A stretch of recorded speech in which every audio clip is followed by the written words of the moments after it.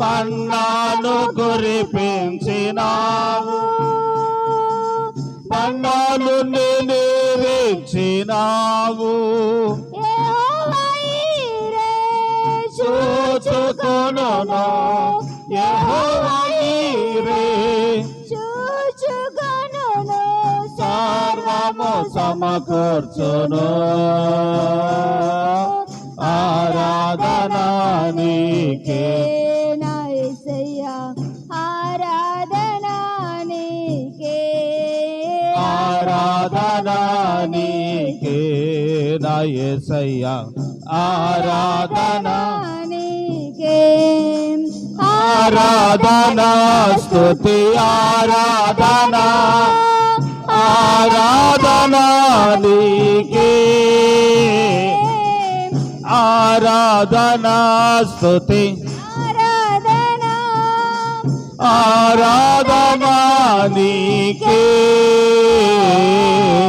ఆరాధన నీకే నా యేసయ్యా, ఆరాధన నీకే, ఆరాధన నీకే నా యేసయ్యా, ఆరాధన నీకే.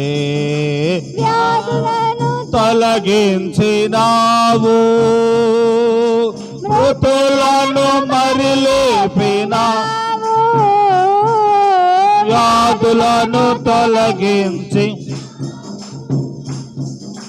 మృతులను మరి లేపిన యెహోవా ఈరే, స్వస్థపరచును, యెహోవా ఈరే, స్వస్థపరచును, నన్ను స్వస్థపరచును.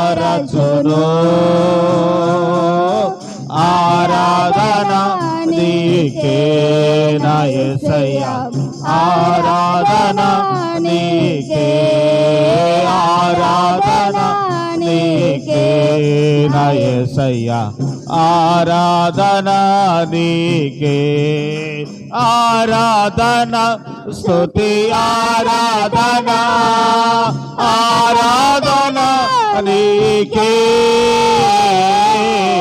ఆరాధన స్తుతి ఆరాధన, ఆరాధన నీకే, ఆరాధన నీకే నా యేసయ్యా, ఆరాధన నీకే, ఆరాధన నీకే నా యేసయ్యా, ఆరాధన నీకే. ప్రేమ నమ్మకం కలిగిన మా దేవ, పరిశుద్ధుడైన మా తండ్రి, మీ ఉన్నతమైన నామమునకు స్తోత్రాలు స్తుతులు చెల్లించుకుంటున్నాం. దేవ, మరొకసారి మరొక వారం మరొక దినం మీ ఆవరణలో ప్రవేశించి మిమ్మల్ని ఆరాధించడానికి, గణపరచడానికి, స్తుతించడానికి అయ్యా మీరు మాకు అనుగ్రహించిన మంచి సమయమునకు మీకు స్తోత్రాలు. ఈ ఆరాధన మీరు అంగీకరించండి. ఎక్కువగా మిమ్మల్ని ఆరాధించగలిగినట్లుగా మీరే కార్యాలు మా పట్ల జరిగించండి. వచ్చిన వారందరూ బట్టి మీకు వందనాలు. ఇక రావాల్సిన వారు త్వరపెట్టి తీసుకురండి అయ్యా. ఇంతవరకు పాటల ద్వారా, వాక్యం చదువుకునే చేత, ఆరాధించడం చేత మీరు మహిమ పొందారు. నీ వాక్యం ద్వారా మాతో మాట్లాడండి. మిగిలిన సమయం అంతా మాకు దీవెనకరంగా చేసి మహిమనుందండి. మీరే సహాయపడమని యేసు ప్రభువారి పేరట స్తుతించి గణపరిచి ఈ ఆరాధన మీకు అర్పించుకుంటున్నాము తండ్రి, ఆమేన్. కూర్చుందామండి.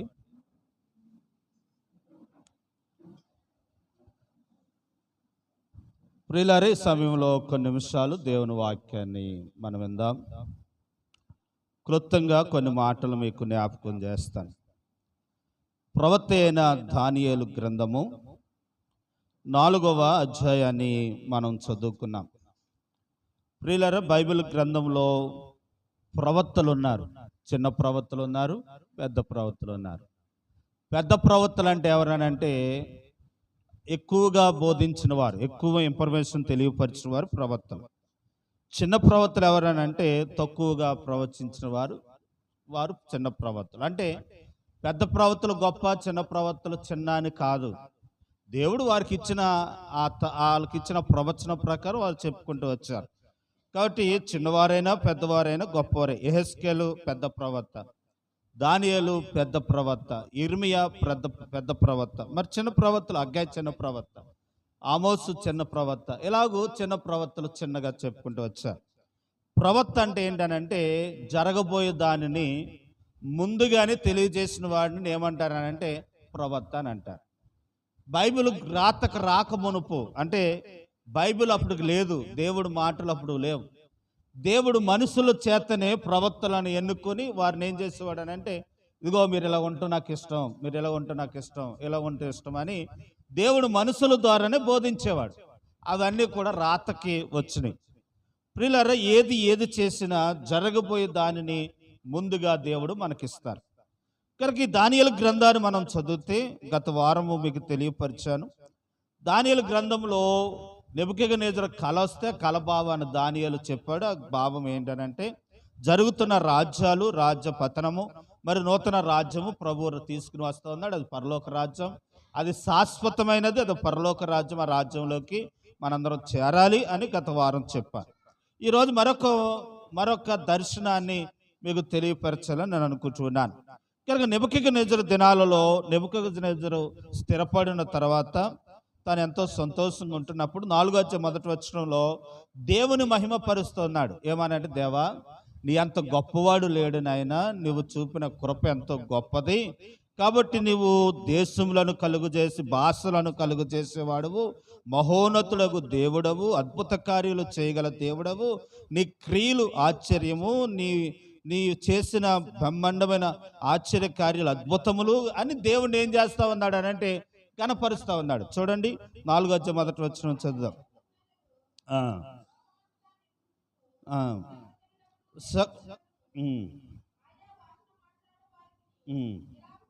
ఇలాగు సెలవిస్తున్నాడు,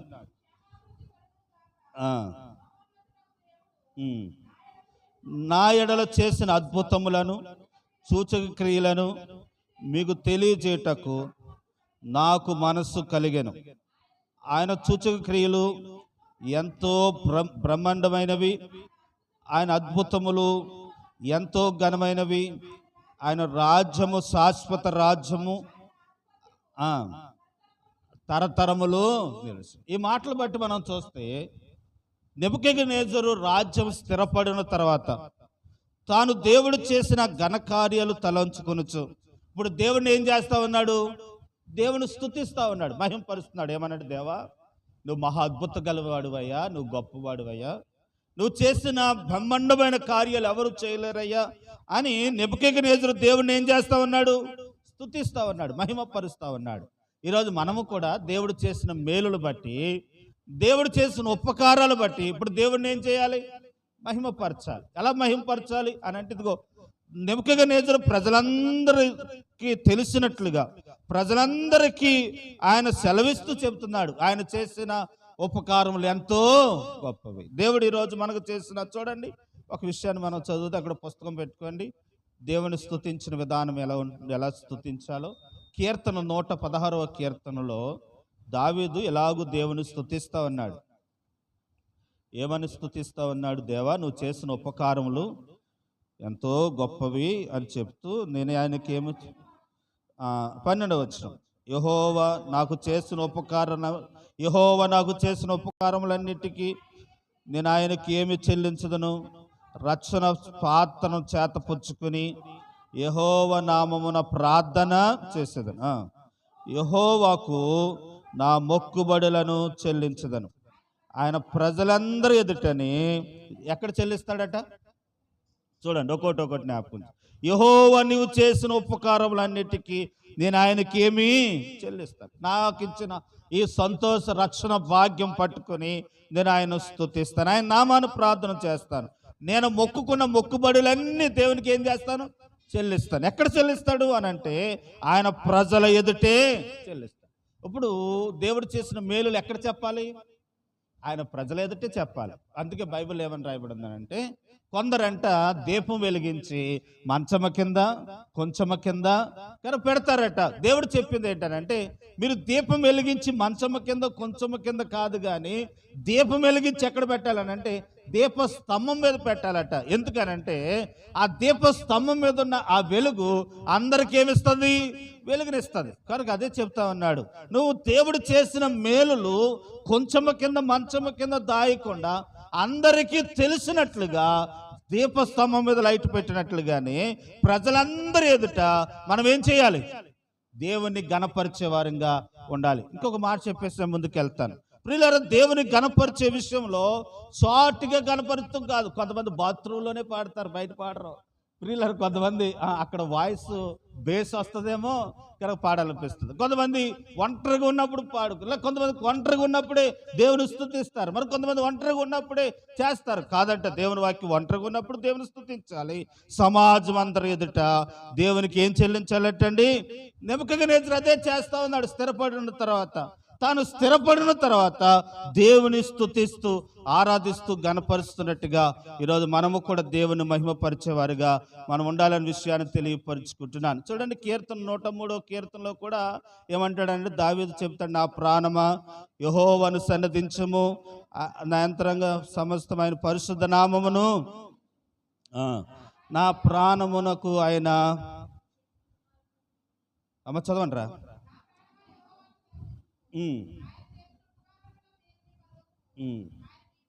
ఆయన నీ దోషములన్నిటినీ క్షమించువాడు, నీ సంకటములన్నీ కుదుర్చువాడు. సమాధిలో నుండి ఆయన నీ ప్రాణమును విమోచించి ఉన్నాడు. కరుణా కటాక్షము నీ కిరీటముగా ఉంచును. అమర్చాలరా, నేను వివరిస్తాను. దావీదు చెప్తా ఉన్నాడు, నా ప్రాణమ యెహోవాను సన్నదించుము, నా అంతరంగంలో సమస్తమా, గుండెకాయ, ఊపిరితిత్తులు, పేగులు, కిడ్నీలు, సమస్తమైన వారులారా ఆయన పరిశుద్ధ నామమును ఏం చేయాలట? సన్నుతించుడు. ఎందుకనగా ఆయన చేసిన ఉపకరణ దేని మరొకటి. ఎందుకనంట, ఆయన నీ దోషములన్నిటినీ క్షమించాడు, మన సంకటములన్నీ, దోషములంటే మన పాపములు ఆయన ఏం చేశాడటండి? క్షమించాడట. అంటే ఒక చోట ఉంటుంది, మన పాపము బట్టి ఆయన మనకు ప్రతీకారము చేయలేదు. మన పాపమును బట్టి మనం ప్రతీకారం చేస్తే మనం భూమి మీద ఉండకపోదాం. కానీ దేవుడు మన దోషములను క్షమించి తర్వాత మన సంకటములను ఏం చేశాడట? సంకటములు అంటే రోగాలు, బలహీనతలు. కాబట్టి సంకటములను దేవుడు ఏం చేశాడు అని అంటే కుదుర్చాడు, అంటే దాన్ని స్వస్థపరిచాడు. అంత మాత్రమే కాదు, అటువంటి అనారోగ్య పరిస్థితుల్లో సమాధిలోకి వెళ్ళిపోకుండా మన ప్రాణమును విమోచించాడు. సమాధిలోకి వెళ్ళిపోవలసిన వారం, కానీ చనిపోవలసిన వారము, కానీ దేవుడు మనలను బతికింప చేసినందుకు ఆయనకు ఎల్లకాలం ఏం చేయాలనంటే కృతజ్ఞతలు చెల్లించాలి. కాబట్టి దావీదు అంటున్నాడు, నువ్వు చేసిన ఉపకారంలో నా ప్రాణమా యెహోవాను సన్నదించుము, ఆయన చేసిన ఉపకారంలో దేనిని. ప్రియులారా, ఇంకో మాట, ఇంకొక ఆయన ఉన్నాడు, ఒక ధనవంతుడు ఏమన్నాడు? నా ప్రాణమా తిను తాగు సుఖించు, అనేక సంవత్సరములకు నీ కొరకు ఏం దాశాను? సమృద్ధైన ధాన్యం దాశాను, తిను సుఖించు ఆనందించు అన్నాడట. ఆ రాత్రి దేవుడు ఏమన్నాడు తెలుసా? ఓ ఎర్రివాడా, ఈ రాత్రి నీ ప్రాణము పోతే ఇవన్నీ ఎవరు కవును అని అన్నాడు. ప్రియులారా, కనుక దేవుని స్తుతించలేని వారు ప్రాణాన్ని పోగొట్టుకుంటారు. దేవుని వాక్యం చెప్తా ఉంది, మనం దేవుని ఏం చేయాలనంటే ఆయన చేసిన ఉపకారాలు బట్టి దేవుని స్తుతించాలి. ఇంకో మాట చెప్పేసి నేను చెప్పాలనుకున్న పాటలో ముందుకు వెళ్ళిపోతాం. ప్రియులారా, గమనించండి, ప్రతి విషయమందు దేవునికి ఏం చెల్లించాలని అంటే కృతజ్ఞత. అవకాశాన్ని వెతుక్కోవాలి. ఏం చేస్తే ఎలా పెట్టుకుంటే బాగుంటుంది దేవుని స్తుతించే విషయంలో? అందరిని పిలుచుకొని దేవుని స్తుతించే విషయంలో ఒక విషయాన్ని ఆలోచించాల్సిన సందర్భం వచ్చింది కాబట్టి మీతో జ్ఞాపకం చేస్తూ ఉన్నాను. ఏంటనంటే, మనము ప్రియులారా కేక్ కట్ చేసుకుని వ్యర్థంగా ఖర్చు పెట్టి మందుకి ఆటలు గేట్లు స్నేహితులు ఇలా పిలుచుకొని దగ్గరగా 2 ఏళ్ళు 3 ఏళ్ళు వ్యర్థం చేసేస్తా ఉన్నాం. ఆ 2 ఏళ్ళతోనే ఒక చిన్న పలహారం తెచ్చి ప్రజలందరూ పిలుచుకొని 4 పాటలు పాడి పలహారం 4 మాటలు చెప్పించి పలహారం పెట్టి వెళ్తే అది ఎంత దీవెన. కాబట్టి ప్రియులారా, పుట్టినరోజు సందర్భంగా చిన్న ప్రార్థన కూడిక దేవుని మహిమపరుస్తూ, ఇల్లు కట్టుకున్నందుకు దేవుని స్తుతిస్తూ చిన్న ప్రార్థన కూడిక, సంవత్సరం అంతా దేవుడు కాపాడినందుకు కృతజ్ఞతగా చిన్న ప్రార్థన కూడిక, అలా చేస్తూ ఉంటే దేవుడు మన మంచితనాన్ని చూసి ఆయన మహిమపరుస్తున్న విధానం చూసి ఇంకా ఘనమైన కార్యాలు దేవుడు మనకి చేస్తాడనే విషయాన్ని మీకు తెలియపరుస్తూ ఉన్నాను. ఏదో ఒక రకంగా దేవుని స్తుతించడానికి మనం ప్రయత్నం చేయాలి. దానియేలు గ్రంథంలోకి మనం వద్దాం. కాబట్టి తాను స్థిరపడిన తర్వాత దేవుని మహిమపరిచినట్లు చేసినట్లుగా మనం చూస్తూ ఉంటున్నాం. తాను స్థిరపడిన తర్వాత ప్రజలందరూ పిలిచి దేవుని మహిమపరుస్తున్నాడు. మనం ఇలాగ ఆలోచిద్దాం. దేవుడు మనకి ఇంతకాలం కష్టాలలో మనల్ని ఆదుకొని మనం స్థిరపరిచిన విధానం జ్ఞాపకం చేసుకుని దేవుని ఏం చేయాలి చెప్తలేదు, దేవుని స్తుతించాలి, గణపరచాలి. అలా చేసినప్పుడు దేవుడు ఇంకా మనకు ఘనమైన కార్యాలు దేవుడు చేస్తాడు. బైబిల్లో మనం చూస్తే యెహోషువ అంటాడు, మీరు ఎవరిని ఆరాధించుకుంటారో ఆరాధించుకోండి, కానీ నేనును నా ఇంటి వారిని యెహోవాను మాత్రమే సేవిస్తాను. కాబట్టి అలాగూ దేవుని మహిమపరిచే వారంగా మనం ఉండాలి. ప్రియుల 4వ అధ్యాయంలోకి మనం వచ్చినప్పుడు 4వ వచనం నుండి ఒక సందర్భాన్ని చదువుతాను. ఒక విషయాన్ని గమనించాలి. ఒక వ్యక్తిలో చెడు ఉంటుంది, మంచి ఉంది. కనుక మంచి చెడు ఉంటాయి వ్యక్తిలో. మంచే ఉన్నవాడు ఎవరనంటే యేసు ప్రభు ఒక్కడే, ఆయనలో ఏ దోషమును లేదు. కాబట్టి మనుషులు అనేవారు చెడు ఉంటుంది, మంచి ఉంటుంది. ఇంకొక విషయాన్ని మీకు జ్ఞాపకం చేస్తాను. ఈ రోజుల్లో చాలా మంది బైబిల్ని వ్యతిరేకిస్తూ బైబిల్లో అన్ని బూతులేనండి అని అంటున్నారు. ప్రియులారా, బైబిల్ వాక్యంలో కనుక ఒక వ్యక్తి నీతిగా ఉండి తప్పిపోయిన వాళ్ళు ఉన్నారు. ఆడు ఎందుకు విషయంలో తప్పుపోవటాన్ని బట్టి వచ్చిన నష్టం ఏంటో అది కూడా బైబిల్లో రాయబడింది, బూతు కాదు. ఇప్పుడు ప్రియులారా, లోతున్నాడు. లోతు పిల్లలతో ఏం చేశాడు? పాపం చేశాడు. దేవుడు లోతుని శిక్షించాడన్న మాట రాసేసి వదిలేస్తే మనకు అర్థం అవదు.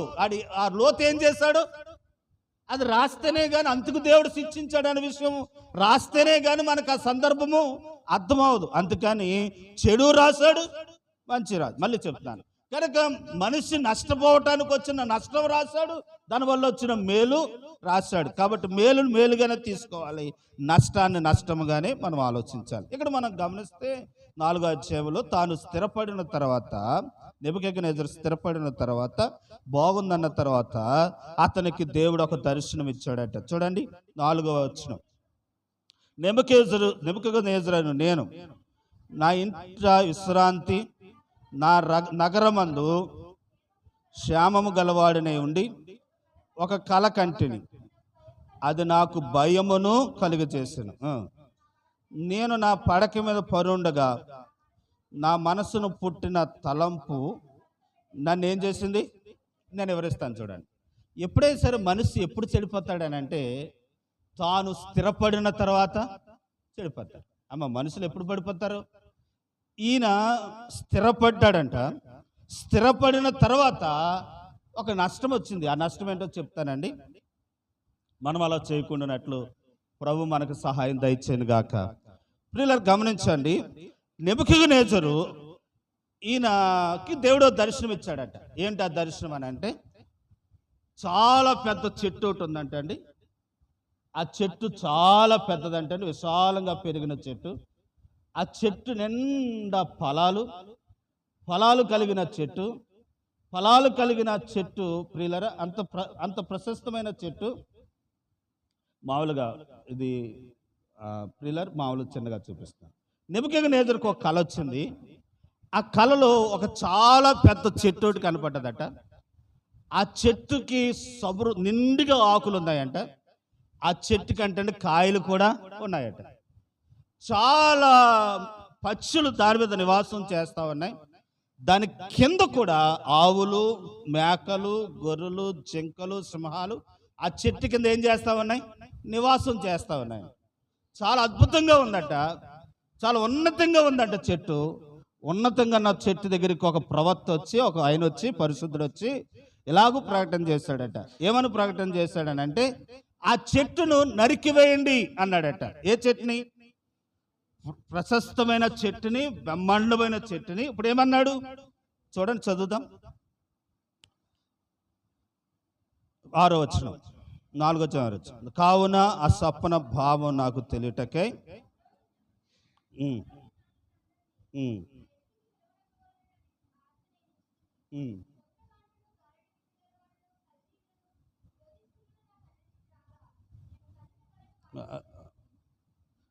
అది చూడరా, 11వ వచనం.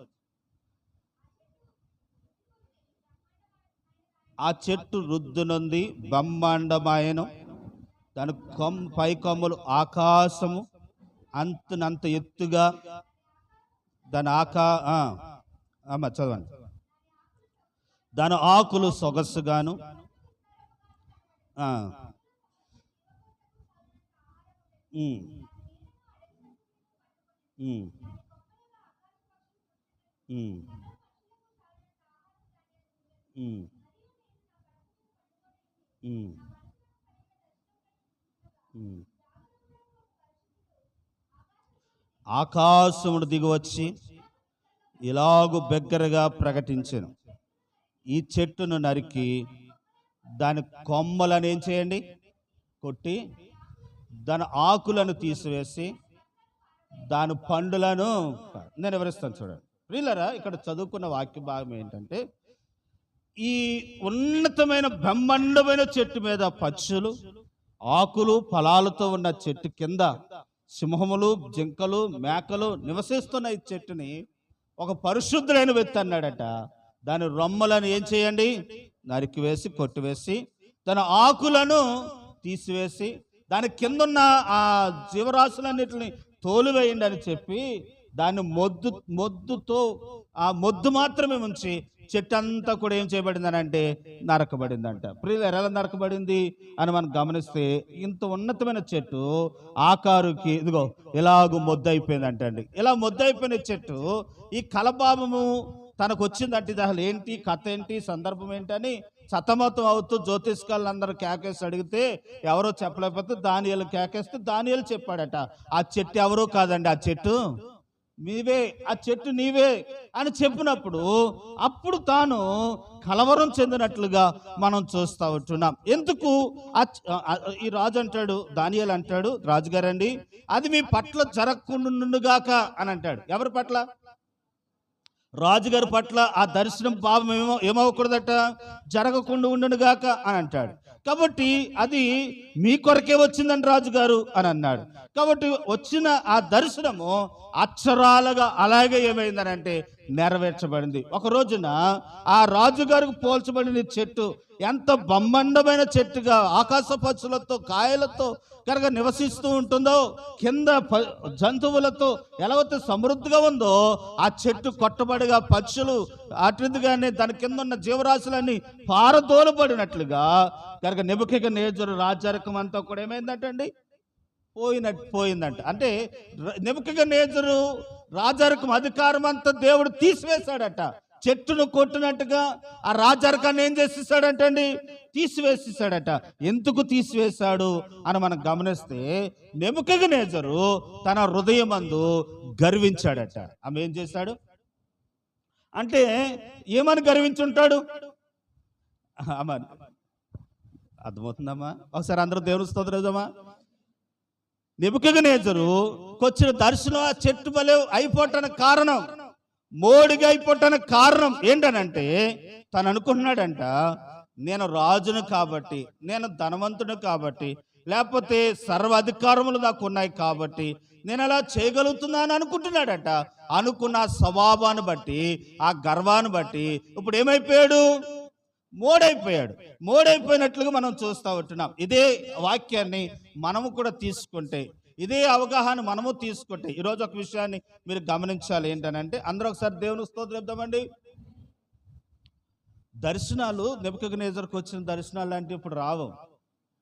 బైబిల్ గ్రంథంలో చెడిపోయిన వారికి వచ్చిన నష్టమేంటో, మంచిగా ఉన్న వారికి వచ్చిన మేలేంటో బైబిల్ గ్రంథంలో ఏం చేశాడు, రాశాడు. చూడండి, ఇర్మియా రాసిన గ్రంథంలో ఒక మాట చదువుదాం, 23వ అధ్యాయము. ఇప్పుడు దర్శనాలు దొంగ దర్శనాలు చెప్తారట, క్షేమంగా నష్టం వస్తున్నా కానీ క్షేమం ఉందని చెప్తారట. 23వ అధ్యాయము 16వ వచనం. సైన్యములకు అధిపతికి యెహోవా ఇలాగు సెలవిస్తున్నాడు, మీకు ప్రవచనములను ప్రకటించు ప్రవక్త, అమ్మా ఏంటది, ప్రవక్తల మాటలను వారు మిమ్మలను భ్రమ పెట్టెదరు, మిమ్మల్ని తునేకించిన వారితో మీకు క్షేమము కలుగునని యెహోవా సెలవిస్తున్నాడని తన హృదయపు మూర్ఖపు చెప్పున నడవగా నీకు కీడు రాదని చెప్పుచు యెహోవా ఆజ్ఞను బట్టి తనకు యెహోవా ఇచ్చిన ఆజ్ఞ కాక తను తోసిన దర్శనమును ఏం చేస్తున్నారట?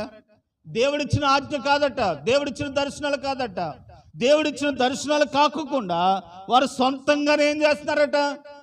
యెహోవా చెబుతున్న మాట, రీరా బర్రా సుందరో కుమారుడా, యెహోవా ఇస్తున్నాడే మాట ఏమిటనంటే నీకు క్షేమము. ఇది ఎవరిచ్చిన మాట అంట? యెహోవా ఇచ్చింది కాదు, మనసులో హృదయంలోంచి కలిగిన ఆ మాట. ప్రియులారా, ఈరోజు చెప్తున్న మాట ఏంటంటే నెబుకద్నెజరుకు వచ్చిన దర్శనం లాంటి దర్శనాలు ఇప్పుడు రావు. ఇదిగో బైబిల్లో రాయబడింది, ఇదిగో నెబుకద్నెజరు ఇలాగ అయిపోయాడు కనుక, లేకపోతే దానియేలు ఇలాగ ఉన్నాడు, లేకపోతే షడ్రక్ ఇలా ఉన్నాడు అని అలా భక్తులు చూసుకుని మన విశ్వాస జీవితాన్ని కొనసాగింపు చేసుకుంటూ పరలోక రాజ్యాన్ని వారసులుగాను భూమి మీద మనం దేవుని కొరకు మహిమార్థంగా ఉండాలనే విషయాన్ని తెలియపరుస్తూ ఉన్నాను. మోడైపోవటానికి కారణం ఏంటనంటే నెబుకద్నెజరు తన హృదయంలో తాను ఏం చేశాడనంటే గర్వించాడట. ఆమె ఏం చేశాడండి?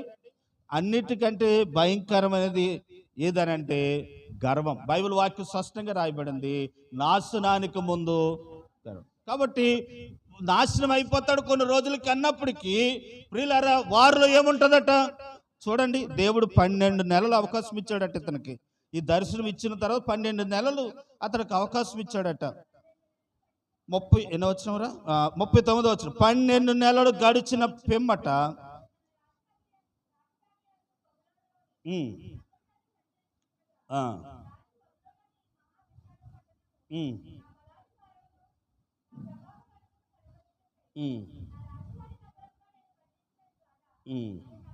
నా రాజనగరము నేను కట్టించినది కాదా అని తనలో తాను అనుకున్నాను.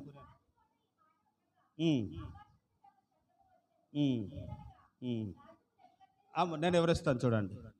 ఈ దర్శనం వచ్చిన ఎంత కాలానికి నెరవేర్చబడింది అంటే ఈ టైంలో ఏమవ్వాలి? మారాలి. ప్రియులారా, అలా మారకపోవటాన్ని బట్టి ఇప్పుడు ఏమైపోయాడు? మోడుగా మారిపోయినట్లుగా మనం చూస్తూ ఉంటున్నాం.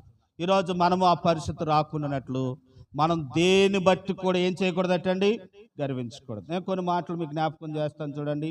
మనుషుడి కంటే దేని బట్టి గర్వం వస్తుంది అని మనం ఆలోచిస్తే ప్రియులారా, ఒక విషయాన్ని మీకు ఒక్కొక్కటి జ్ఞాపకం చేస్తాను. ఒకటి కనుక బలమును బట్టి మనుషుడికి ఏమొస్తుంది అని అంటే గర్వం వస్తుంది. 2 తాను పొందిన విజయమును బట్టి మనుషుడికి ఏమొస్తుంది? గర్వం వస్తుంది. కానీ విషయాలు వెంబడి విషయాలు పొందుతున్నాం, దాన్ని బట్టి మనకి ఏమొస్తుంది అంటండి? గర్వం. తర్వాత మనం అలంకరింపబడిన దాన్ని బట్టి మనుషుడు ఏం చేస్తాడు? గర్వం. కాబట్టి చూడండి, ఒకసారి చూద్దాం. 2వ దినంతం నేను పాఠంలోకి వస్తున్నానండి. ప్రియులారా, నేను కొన్ని మాటలు చెప్పాలని నేను అనుకుంటున్నాను, ఆ మాటలు చెప్పి ముగిస్తాను. 2వ దినవృత్తాంతాల గ్రంథం 26వ అధ్యాయంలో ఊజీ అని ఒక పాస్టర్ గా ఒక యాజకుడు ఒక ప్రియులారా రాజు ఉన్నాడు. 26వ అధ్యాయము 15వ వచనం.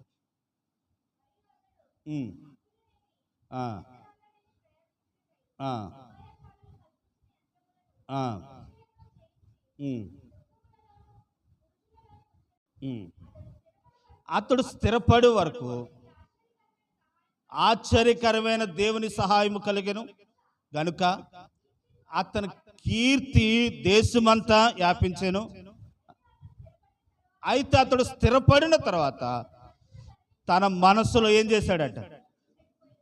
ఆఖరికి చెడిపోవటం వల్ల కింద వచ్చడం చదివితే దైవజనుడు చేయవలసిన పని రాజు చేయటాన్ని బట్టి కుష్టి వ్యాధి వచ్చి కుష్టి వ్యాధితోనే ఆఖరికి ఏమయ్యాడనంటే చనిపోయాడు. కాబట్టి నేను అంటున్న మాట ఏంటనంటే మనకున్న పరిస్థితులు బట్టి ఎన్నడూ ఏం చేయకూడదటండి? గర్వించకూడదు. ఇది దేవుడు. ఇంకొక మాట చదువుతాను చూడండి, ఇర్మియా రాసిన గ్రంథం 9వ అధ్యాయం. మనం గర్వించవలసి వస్తే ఎలా గర్వించాలట అని అంటే ఎలా గర్వించాలట? గర్వించడం తప్పేం కాదు, కానీ ఎలా గర్వించాలట? ఎలా గర్వించాలంటే ఇర్మియా రాసిన గ్రంథము 9వ అధ్యాయము 8వ వచనంరా 23. యెహోవా ఇలాగు సెలవిస్తున్నాడు, జ్ఞాని తన జ్ఞానమును బట్టి, సూర్యుడు తన సౌరమును బట్టి, ఐశ్వర్యవంతుడు తన ఐశ్వర్యమును బట్టి అతిశయించువాడు దేని బట్టి అతిశయించువాలని అనగా కృప చూపుతూ నీతిని న్యాయమును జరిగించుతున్న యెహోవాను నేనే అని గ్రహించి నన్ను పరిశుద్ధులుగా తెలుసుకున్నట్టు వలన ఏం చేయాలట? దేని బట్టి అతిశయం? దేని బట్టి మనం గర్వించాలట అని అంటే, భూమి మీద దేవుడు కృపను, జ్ఞానమును, ఐశ్వర్యమును దయచేయగల దేవుడని ఆయన యందు మనం ఏం చేయాలట?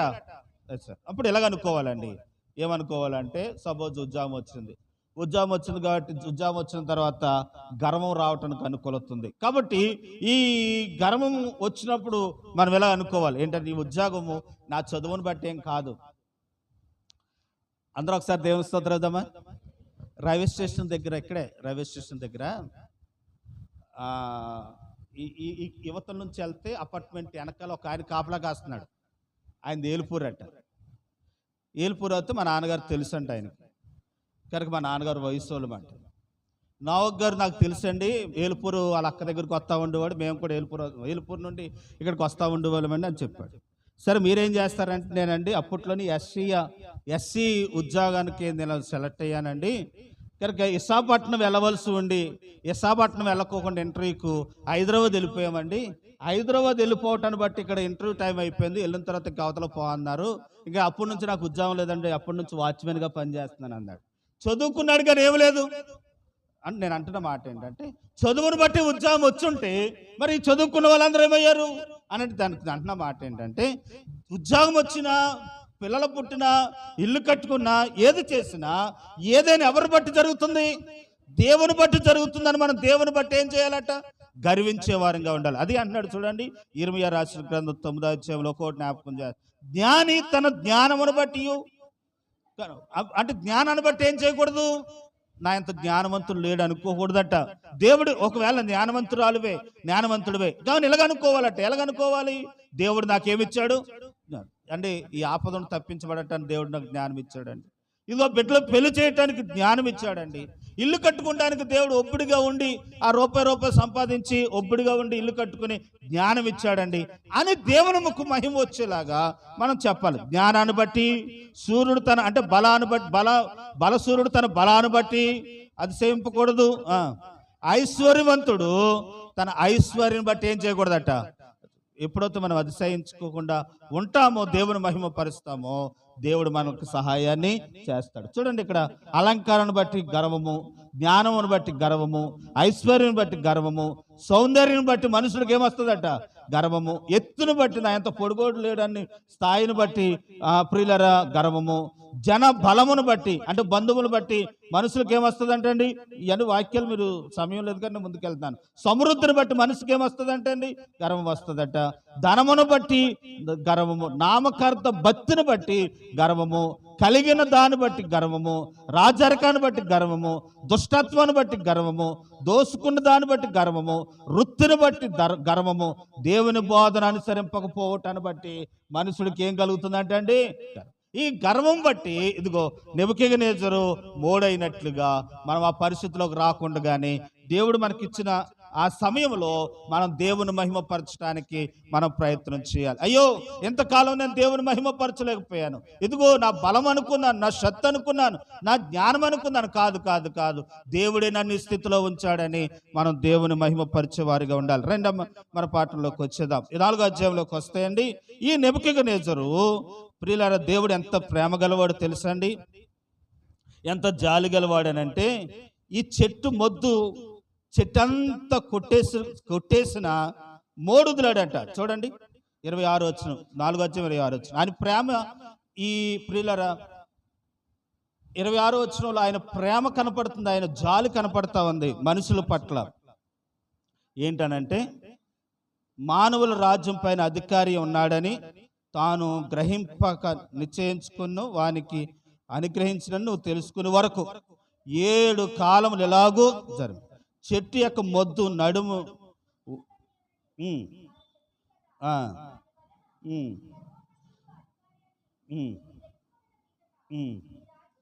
నీ రాజ్యము మరలా నీకు, ఆమెనే చెప్తున్నాను చూడండి, మరలా నీకు రాజ్యం ఏమవుతుందట? మళ్ళా చెట్టు చిగురిస్తుందట. ప్రియులారు గమనించండి, మోడే తీసేస్తే చిగురించడానికి అవకాశం లేదు.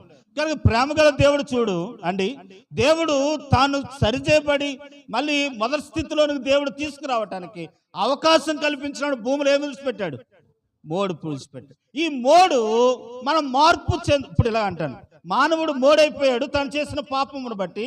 మోడైపోయిన గర్వం బట్టి మోడైపోయిన వ్యక్తి, అయ్యో ఇంతకాలం నా గర్వం బట్టి మోడైపోయాను ఆయన అని దేవుని తట్టు తిరిగితే మరలా మోడుని ఏం చేస్తాడట? సిగరింప. అందరూ ఒకసారి దేవుని స్తోత్రం చెప్తామండి. మనం మరలా దేవుడు మనల్ని సిగరింప చేస్తాడు, మనలను దేవుడు ఫలింప చేస్తాడు, మనలను దేవుని బిడ్డలారా. నేను ఒక సందర్భం ఫోటో తీశానండి, నాకు ఎంతో సంతోషం అనిపించిందండి. ప్రియులారా, మోడు బారిపోయిన చెట్టును నరికేశారట. చెట్టును నరికేసిన తర్వాత ఇక మోడైపోయింది, ఇక ఫలించదనుకున్నారట. అనుకున్న చెట్టు మరలా ఏమైంది? చిగురించింది, కాయలు కాల్చింది. ఈరోజు నిజమే, ఏ గర్వాన్ని బట్టి మనం మోడైపోయామో, ఏ అతిశయాన్ని బట్టి మనము నష్టాన్ని తెచ్చుకున్నామో, ఏ స్వభావాన్ని బట్టి మనం చెడిపోయి మన కుటుంబంలోనికి అనేక శాపాలు తెచ్చుకున్న మనము సరిచేయబడి ఆయన తట్టు తిరిగయ్యా, నేను పాపిను నాయన, నా గర్వమును బట్టి నేను ఇలాగ అయిపోయాను, నన్ను క్షమించు నాయన అని ప్రభు తట్టు తిరిగితే మోడైపోయిన దాన్ని దేవుడు మళ్ళీ ఏం చేస్తాడట? సిరింప చేస్తాడు. ప్రియులారు చూడండి, ఓషియా గ్రంథం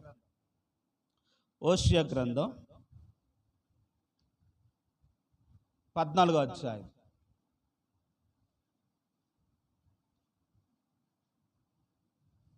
14వ అధ్యాయంలో 12వ వచనం నుంచి చదివితే లేదా ఒక నిమిషం, అదే 14వ అధ్యాయంలో ఒక నిమిషం అండి. ప్రియులారా, 14వ వచనంలో మనం చదివితే, ఇశ్రాయేలు నీ మొదటి వచనం, ఇశ్రాయేలు నీ పాపము చేత నీవు కూలితివి గనక నీ దేవుడని యెహోవా తట్టుకు తిరుగుము. మాటలు స్థిరపరచుకొని యెహోవా యొద్దకు తిరుగుడి.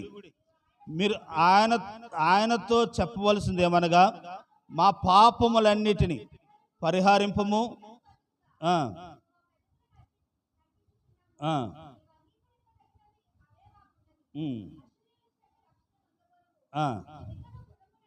అమ్మ చూడండి, ఇక్కడ దేవుడు ఏమి చెప్తున్నాడంటే, ఓ ఇశ్రాయేలు, నీవు పాపం చేత ఏమయ్యావు?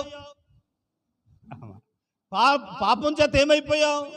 కూలిపోయావు, అంటే మోడైపోయినా ఒక మాట విను. ఇప్పుడైనా నా తట్టు తిరిగితే, నువ్వు నా తట్టు తిరిగి నీ గొర్రెలకు మేకలు అర్పించుట కంటే నీ పెదములను అర్పించి నీ హృదయాన్ని అర్పించి నా తట్టు తిరిగితే నేనేం చేస్తాను తెలుసా?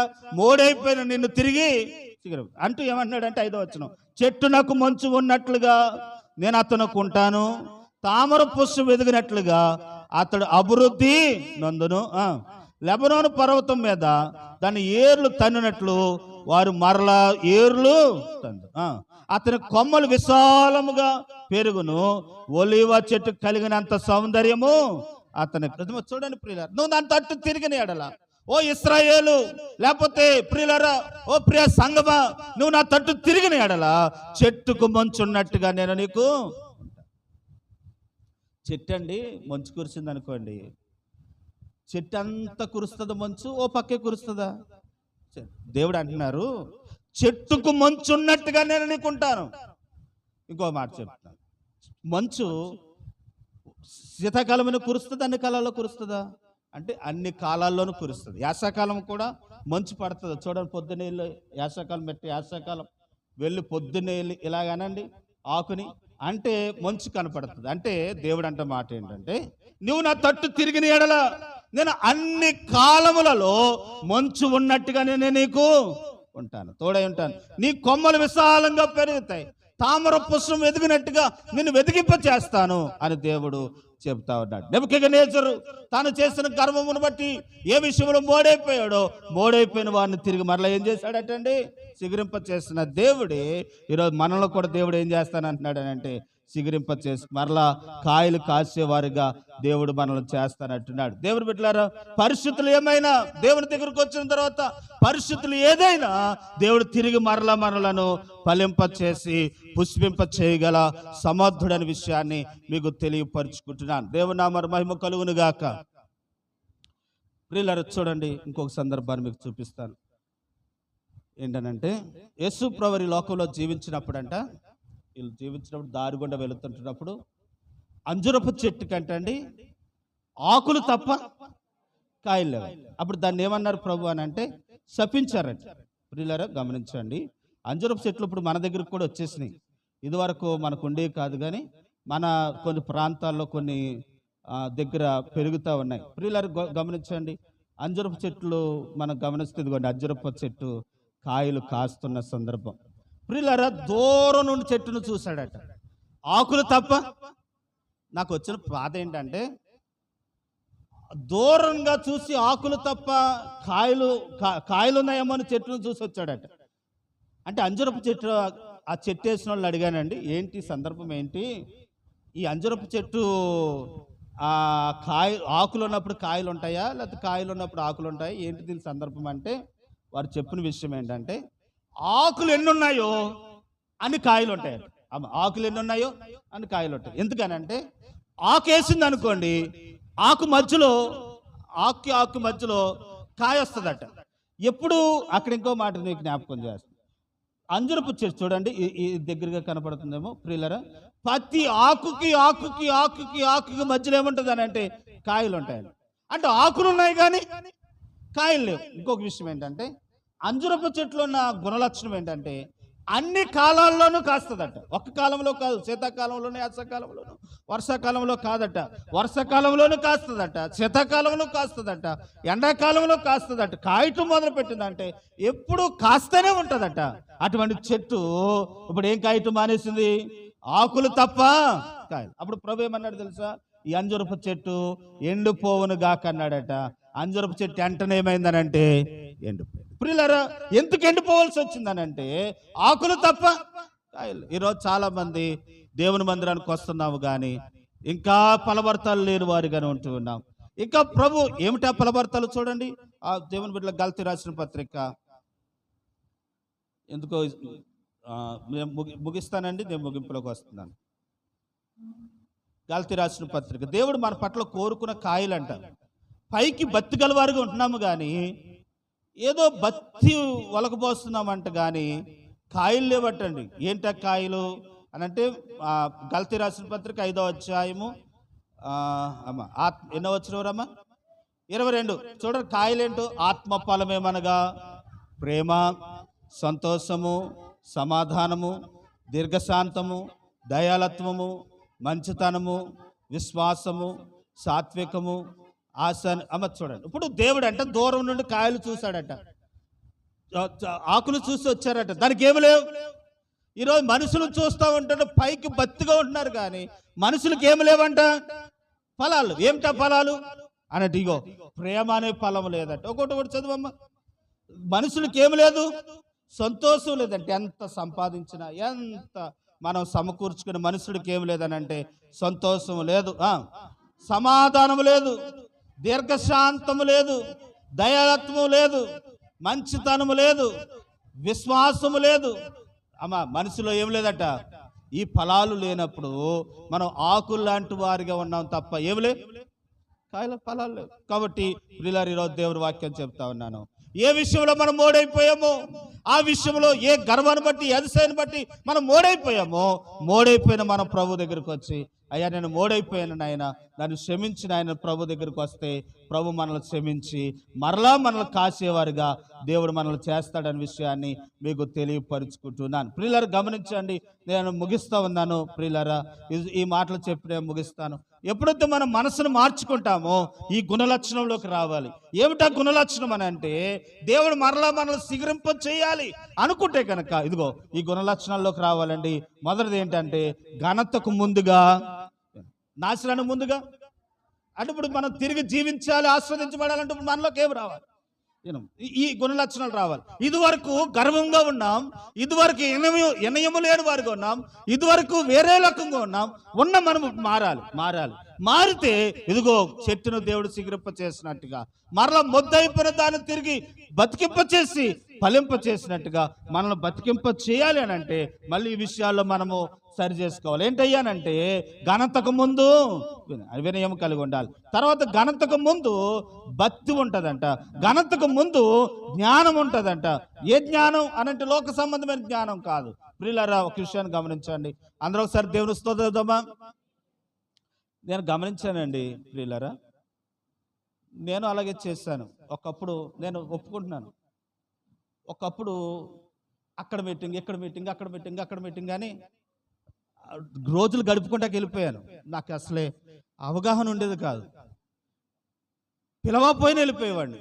అలా తిరిగినంత కాలం నా జీవితంలో ఏ ఆశ్రదాన్ని చూడలేదు. నన్ను నేను సరి చేసుకొని ప్రభు దగ్గర మోకరించి నేను అక్కడికి పరిగెత్తను. ఎవరైనా పిలిస్తే వెళ్తాను, ఎవరైనా కేకేస్తే వెళ్తాను. అంతవరకు నేను బైబిల్ చదువుకుంటూ వాక్యం చదువుకుంటాను. దేవుని దగ్గర బేసం వేసుకుని కూర్చున్నాను. ఆ కూర్చున్న ఆ సమయం నుండి ప్రియులరా జీవితాన్ని దేవుడు మార్చాడు. నేను చాలాసార్లు చెప్తున్నాను, ఇదివరకు చెప్పాను, ఎక్కడ ఉపవాస ప్రార్థనలో చెప్పాను. ఎవరైనా ఎఫ్రాయిము ఎవరు తిప్పువేని అట్టు, ఇప్పుడు తణుకులో మినపట్టు 50 రూపాయలు అట్టేశారు దాని మీద, రేకు మీద. అలాగే ఉండి మాడిపోయింది, తిరగలేదు. దానికి విలువ ఉంటుందా? తీసుకెళ్ళి ఎక్కడ పడేస్తారు? వేస్తారు. అట్టు వేసిన తర్వాత దాన్ని కొంచెం పలగొచ్చి నూనె తిరగేస్తారు అనుకోండి, ఆ అట్టు విలువ ఎంత? 50. ప్రియులారా, నా జీవితాన్ని ప్రభు తట్టు తిరిగిన తర్వాత మాడిపోతున్న పరిస్థితిని దేవుడు ఇలా అట్టల ముళ్ళు దింపి తిరగేశాడు. ఇప్పుడు ఎప్పుడైతే తిరగేశాడో ఇప్పుడు ఏం పెరిగింది? విలువ పెరిగింది. నేను అంటున్నాను, లోక జ్ఞానాన్ని పట్టుకుని అక్కడికి పరిగెత్తొద్దు. అనుభవంతో చెప్తున్నాను. ఈరోజు చాలా మంది ఏమైనా ప్రార్థన అన్నప్పటికీ ఎక్కడెక్కడికో వెళ్ళిపోతా ఉన్నారు. నేను అంటున్న మాట ఏంటంటే, ఎన్ని పనులు ఉన్నా ఆ పని అలా పెట్టి దేవుని దగ్గరికి రండి, దేవుడు మీకు గొప్ప కార్యాన్ని చేస్తాడు. ప్రియులారా, ఎంత పరిగెత్తిన మనం అభివృద్ధి చెందాం. తర్వాత ఘనతకు ముందు క్షేమం ఉంటుంది, ఘనతకు ముందు నీతి ఉంటుంది, ఘనతకు ముందు గద్దింపును లక్ష్య చేస్తారంట. అంటే గర్వం ఉన్నప్పుడు గద్దింపును ఏం చేయరు? లక్ష్యము చేయరు. కాబట్టి వచ్చిన నష్టం ఏంటంటే నష్టంలో పడతారు. ఘనతకు ముందు దాతృత్వము కలిగి ఉంటాం. అలా ఉన్నవారు దేవుని బిడ్డలారా మోడైపోయిన దాన్ని తిరిగి దేవుడు ఏం చేస్తాడట? సిగరింప చేస్తాడు. ఈరోజు ప్రియులరా అలాగ ఉండేవారుగా దేవునిలో సరిచేయబడి వారుగా మనం ఉండాలని ప్రభు పేరట మీకు మనవి చేస్తాను. చూడండి, ఈ మాటలు చెప్పేసి నేను ప్రార్థన చేస్తాను. సామెతల గ్రంథం 6వ అధ్యాయం 16వ వచనము. ఈ మాటలు చదవమ్మా. 6వ అధ్యాయం 16వ వచనం.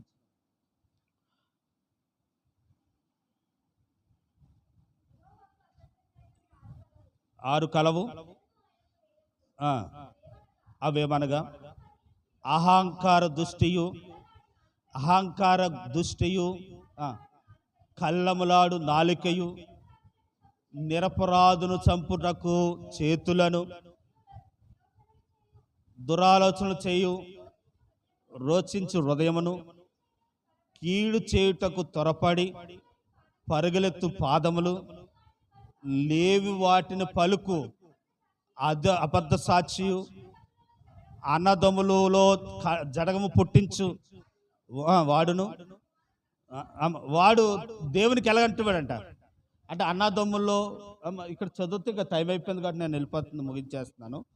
జడము వాడేవారు, గజ్జాలు ఆడేవారు, గొడవలు ఆడేవారు, హృదయంలో కపటం పెట్టుకునేవారు, వీళ్ళందరూ దేవునికి ఎలాంటి వాళ్ళట? అన్నదమ్ముల మధ్యలో ఏం పెట్టకూడదు? అన్నదమ్ముల మధ్యలో పెట్టకూడదు. అలాంటి వాళ్ళని దేవునికి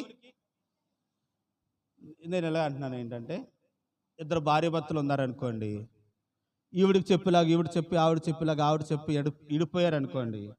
వీళ్ళిద్దరు ఇడిపోయిన సందర్భాలు ఉన్నాయనుకోండి. వీళ్ళిద్దరూ ఒకసారి మనసులో అనుకుంటారు, నా భర్త నా భార్య, నా భర్త నా భార్య అని మనసులో అనుకుంటున్న ఆ సందర్భాలు ఒకసారి కలిసి మాట్లాడుకుంటే బాగున్నాను సందర్భాలు ఎప్పుడైతే అనుకుంటున్నారో, అలాగ అనుకుంటున్నప్పుడల్లా ఆ శాపం ఎవరి మీదకి వస్తుంది తెలుసా? మీకు అర్థమలేదా? ఎడదీసిన వాళ్ళ మీదకి వస్తుంది. ప్రియులారు గమనించండి, ఆ శాపం వారు నిలబడి. ఇంకొక విషయం మీకు చెప్తున్నాను, అన్నదమ్ములు కానివ్వండి, భార్య భర్తలు కానివ్వండి, సహోదరులు కానివ్వండి, సంఘంలో కానివ్వండి, ఎడదీసిన సందర్భం ఇక్కడ మాట అక్కడ మాట ఇక్కడ చెప్పిన సందర్భం నీ మీదకి రాదు, నీ పిల్లల మీదకి వస్తుంది, నీ పిల్లల మీద ఏలుబడి చేస్తుంది. ప్రియులారా గమనించండి, ఏమిత్తుతామో ఆ పంటే కోస్తాం. కలుపమనుకోండి, నీ పిల్లలను దేవుడు కలుపుతాడు. మనం ఎడదీస్తామనుకోండి, మనల్ని దేవుడు ఏం చేస్తాడట? ఎడదీస్తాడు. అందుకే నేను చెప్తున్న మాట ఏంటంటే, ఏమిత్తుతామో ఆ పంటే కోస్తాం, ఏమిత్తుతామో ఆ పంటే కోస్తాం. ప్రియులారా, దేవుని నియమమును ఏది దాటి వెళ్ళినా అది మనకు శాపమే, అది మన కుటుంబానికి నష్టమే. ప్రియులారా, అది మన పిల్లలకు తరతరాలు ఏడుబడి చేస్తుంది అనే విషయాన్ని తెలియపరుస్తాను. ఏ విషయాల్లో మనం నష్టపోయామో, గర్వించామో, అది ప్రభు దగ్గరికి వచ్చి పశ్చాత్తాపడి నన్ను క్షమించిన ఆయన అంటే దేవుడు సహాయాన్ని దేవుడు చేస్తాడు. నెబుకద్నెజరు ఒప్పుకున్న తర్వాత తిరిగి తన రాజ్యానికైన దేవుడు తనకి అనుగ్రహించాడు. తన మొదటి స్థితిని దేవుడు అతనికి అనుగ్రహించాడు. మొదటి స్థాయిని దేవుడు అనుగ్రహించాడు. తాను దేవుడు స్థిరపరిచినట్టుగా మనం చూస్తూ ఉన్నాం. ఈరోజు చదువుకున్న అధ్యాయంలోనే ఆ మాటలు ఉంటాయి. అటుగా మనం కూడా సరిచేయబడదాం. మన ప్రభు దీనుడు, సాత్వికుడు, ఆయన పాపము చేయని వాడు. ఆయన యందు మనం నేర్చుకుందాం. ఆయన ఇచ్చే రక్షణ పొందుకుందాం. ఆయన ఇచ్చే ఆశీర్వాదాలు పొందుకుందాం. అట్టి కృప దేవుడు మనకు సహాయం చేయను గాక. ఆమేన్. తలలు వంచుదాం, కళ్ళు మూసుకుందాం. ప్రియులారా, ఒకసారి మనం పరిచయం చేసుకుందాం, ఆలోచిద్దాం. నెబుకద్నెజరు, అమ్మా, దేవుడు కొత్తగా ఏం దర్శనాలు ఏమివ్వడు. నువ్వు చెడిపోతున్నావని, పాడైపోతున్నావని మళ్ళీ కొత్తగా ఏమి చెప్పడు. ఇదిగో బైబిల్ గ్రంథాల్లో భక్తుల విషయాలు చూసుకుంటూ మనం నేర్చుకోవాలి. ఆలోచిస్తావా? నెబుకద్నెజరు ఎంత బ్రహ్మాండమైన వాడిగా ఎదిగాడు. ఆకాశం అంత ఎత్తి ఎదిగాడు. ఫలాలు కాశాడు. తన చెట్టు మీద పక్షులు నివసిస్తా ఉన్నాయి. చెట్టు కింద కూడా జీవరాశులకి ఎన్నో సింహాలు, పులులు నివసిస్తూ ఉంటూ ఉన్నాయి. జింకలు నివసిస్తూ ఉన్నాయి. అంత ఉన్నతమైన వాడు మరలా మోడైపోయాడు. కారణం ఏంటి చెప్పిన? తాను గర్వించాడు. నేను పెద్ద గొప్పవాడిని అనుకున్నాడు, అతిశయించాడు. ఈరోజు వర్షపాఠంలో వచ్చిన మాటలు, ఈరోజు నీవు కూడా అలాగా దేవుడు హెచ్చించిన తర్వాత గర్వించొద్దు. మీ చదువును బట్టు, ఉద్యోగాన్ని బట్టు, కనుక దీన స్థితి నుంచి ఒక ఉన్నత స్థితికి వచ్చిన దాన్ని బట్టు మనం ఎన్నడూ గర్వించకూడదు. జ్ఞానాన్ని బట్టి, బలమును బట్టి, బంధువులు బట్టి, స్నేహితులు బట్టి, మనకున్న పలుకుబడిని బట్టి గర్వించకూడదు. ఒకవేళ గర్విస్తే దేవుని బట్టే గర్వించాలి. ఆయన ఇచ్చిన జ్ఞానమును బట్టి, ఆయన ఇచ్చిన తెలివును బట్టి, అంతస్తును బట్టి, ఐశ్వర్యం బట్టి ప్రభుని గణపరచాలి. ఆయన బట్టి అతిశయించాలి. నాదేముందండి, దేవుని బట్టిలో ఉన్నాను, ఆయన కృప బట్టిలో ఉన్నాను, ఆయనకు సహాయాన్ని బట్టిలో ఉన్నాను అని మనము దేవుని సహాయాన్ని కోరుకుందాం. ఆకులు తప్ప కాయలు లేని వారుగా ఉండకూడదు. ఇదిగో దేవుడు ఏం ఆశపడుతున్నాడో మన పట్ల అవి ఫలించే వారుగా మనం ఉండాలి. ఆ కాయలు కాసేవారుగా ఉండాలి. అలా లేకపోతే చెట్టు ఎండిపోయినట్లుగా చేస్తాడు. ఈరోజు ఎండిపోయే స్థితికి వెళ్లకుండా ఉండాలని దేవుడు మనతో చెప్తా ఉన్నాడు. కాబట్టి ప్రభు 12 నెలలు నెబుకద్నెజరుకు అవకాశం ఇచ్చినట్టుగా మనకు అవకాశం ఇస్తా ఉన్నాడు. అమ్మా, ఎన్నో సంవత్సరాలు దేవుని మందిరానికి వస్తా ఉన్నాం. ఎన్నో సంవత్సరాలు దేవుని మందిరాన్ని ఆరాధిస్తూ ఉన్నాం, గణపరుస్తున్నాం, దేవుని మందిరానికి వస్తా ఉన్నాం. మంచిదే. కానీ ఇంకా ఆత్మీయ జీవితంలో ఎదుగుతా ఉన్నావా? ఇంకా అలాగే ఉన్నావా? ఈరోజు పరీక్ష చేసుకో. అయ్యా, నన్ను ఆత్మీయ స్థితిలోనికి, కాయలు కాసే స్థితిలోనికి నన్ను తీసుకుని వెళ్ళి ప్రభు అని ప్రార్థన చేసుకుందాం. లావణ్య.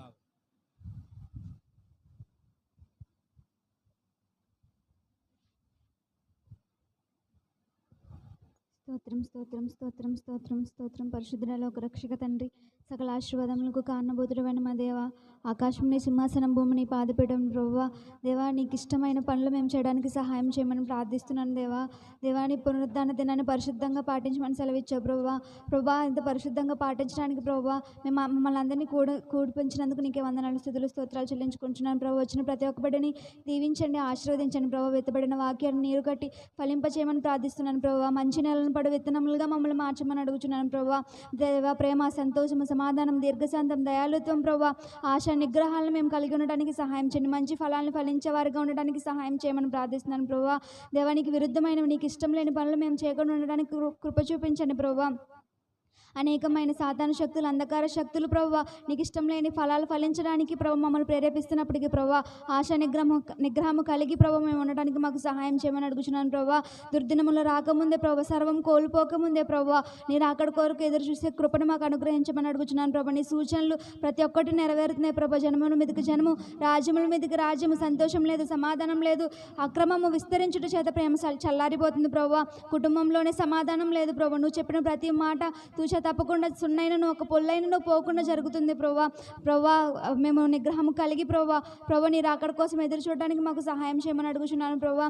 దేవా, ఇప్పటికైనా జ్ఞానం తెచ్చుకొని ప్రభువా మేము బ్రతకడానికి సహాయం చేయండి. మా పాపరోత జీవితాన్ని విడిచిపెట్టి ప్రభువా కేవలం ఆకులు మాత్రమే కాకుండా ప్రభు మేము నీకు ఇష్టమైన ఫలాలు ఫలించడానికి సహాయం చేయమని అడుగుచున్నాను ప్రభు.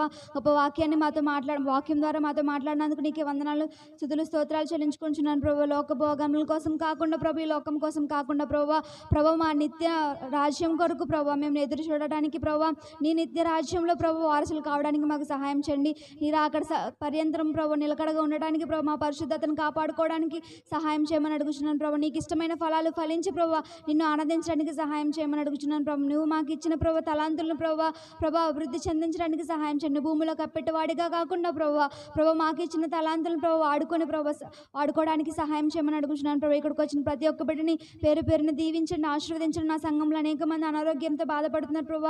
దేవా యేసు నామములో వారికి స్వస్థతను అనుగ్రహించమని అడుగుచున్నాను ప్రభు. అనేకమైన కార్యాలు పూనుకొని ఉన్నారు ప్రభు, సఫలతను దయచేయండి ప్రభు. ఆశ్చర్య అద్భుత కార్యాలు జరిగించండి ప్రభు. నీకే స్తుతులు స్తోత్రాలు చెల్లించుకుంటున్నాను ప్రభు. మేము హెచ్చించులాగున ప్రభు నీ బలిష్టమైన చేతి రెక్కల కింద ప్రభు దీన మనస్కులై ఉండమని సెలవిచ్చావు ప్రభు. అటు కృప మాకు దయచేయమని అడుగుచున్నాను ప్రభు. అనేక మంది ప్రభు జ్ఞాపకం చేసుకుని ప్రభు గర్భఫలాలతో ఉన్నారు ప్రభు. సుఖమైన కాన్పును దయచేయండి. వాతావరణం వల్ల కానీ ఎలాంటి అపాయము కీడు జరగకుండా ఉండడానికి సహాయం చేయమని అడుగుచున్నాను ప్రభు.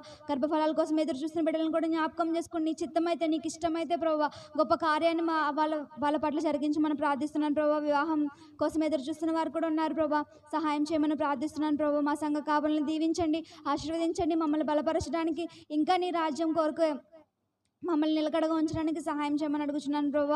వాళ్ళని కూడా దీవించండి, ఆశీర్వదించండి. చేస్తున్న పని పాటల్లో మీరు తోడుగా ఉండండి. ఎన్నిక లేని దాన్ని దౌర్భాగ్యురాలను వేసి అని పిలిచి అర్హత కూడా నాకు లేని దాన్ని ప్రభు. నాకు ఈ అవకాశం ఇచ్చినందుకు నీకు లెక్కలని స్తుతులు స్తోత్రాలు చెల్లించుకుంటుంటూ, ఈరోజు ఏదైతే వాక్యం అయితే మాతో మాట్లాడావో ఆ ప్రేమ ఫలాలు ప్రభు, నీకు ఇష్టమైన ఫలాలు ఫలించి నిన్ను సంతోషపరిచే బిడ్డలుగా మమ్మల్ని అందరినీ ఉంచి సహాయం చేసి మహిమ పొందమని, మా ప్రార్థనని పాదసన్నిధికి చేర్చుకుని ప్రతిఫలాన్ని దయచేయమని, జరగబోతున్న కార్యక్రమంలో నువ్వే తోడుగా జరిగిన కార్యక్రమంలో ఎంతగానో సహాయం చేస్తావు ప్రభావ. జరగబోతున్న కార్యక్రమాల్లో కూడా నువ్వు తోడుగుండి నీ పరిశుద్ధాత్మ శక్తితో మమ్మల్ని నింపి నడిపించి సహాయం చేయమని, మా ప్రియ ప్రభువును రక్షకుడిని నేను యేసుక్రీస్తు నామంలో మీకు వినయం తడిగి బ్రతిమాలు వేడుకుని ప్రార్థిస్తున్నాం మా పరమ తండ్రి. ఆమేన్. మంచిదండి ప్రియులారా, కార్యక్రమం ముగించుకుందాం. ఒకసారి సాక్ష్యం ఉందండి, అంజలి గారు వారి సాక్ష్యం తెలియపరుస్తారు. వారి సాక్ష్యం చెప్పిన తర్వాత 2 ప్రకటనలు ఉన్నాయి, తెలియపరిచేసి ప్రార్థన చేసుకుని ముగించుకుందాం.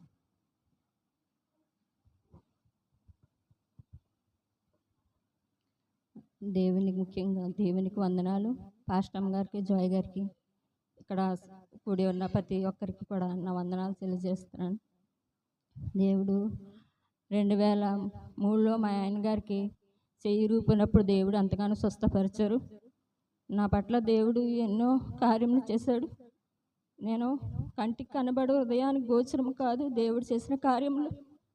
అలాగే నా కుమార్తె పట్ల, పెద్ద కుమార్తె పట్ల కూడా దేవుడు గొప్ప కార్యం చేశాడు, స్వస్థపరిచారు. చిన్న బిడ్డ మొన్న నీరసపడింది, ఆ బిడ్డను కూడా స్వస్థపరిచారు.